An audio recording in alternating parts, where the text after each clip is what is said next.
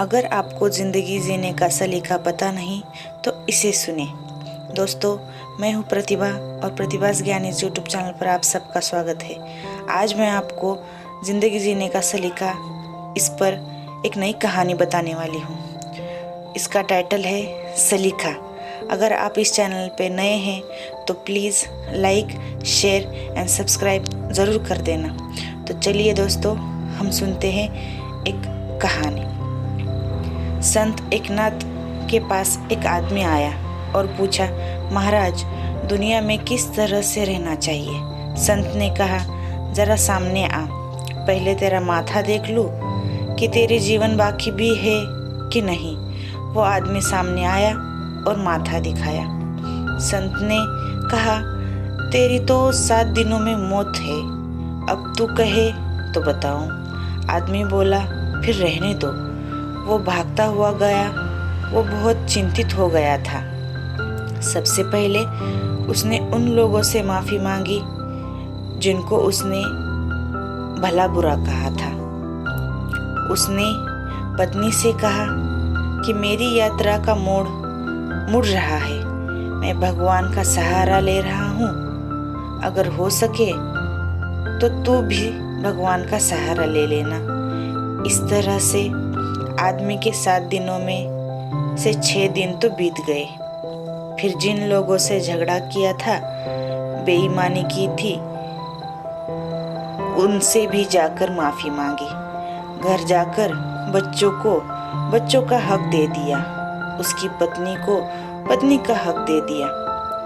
7वें दिन वो भगवान के ध्यान में बैठा। आज उसका मन बड़ा हल्का था। फिर उसे याद आया कि एक बार संत से चलकर पूछ लूं कि कैसे जीना है, अगले जन्म में फिर वैसे जी लेंगे। वो गया संत के पास और उसने पूछा कि महाराज, आप मुझे बताओ कि किस तरह से दुनिया में जीना चाहिए। संत ने कहा, मैं बताऊंगा, पर तू पहले ये बता कि तुम्हारे ये 7 दिन कैसे रहे। तुमने इन 7 दिनों में कितने लड़ाई झगड़े किए, किस किस से बेईमानी की?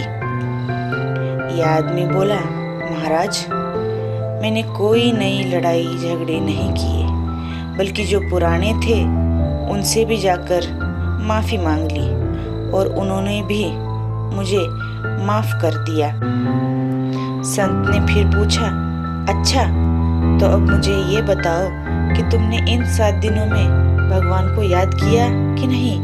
ये आदमी बोला, महाराज, सिर्फ भगवान ही याद रहे क्योंकि मौत सामने थी।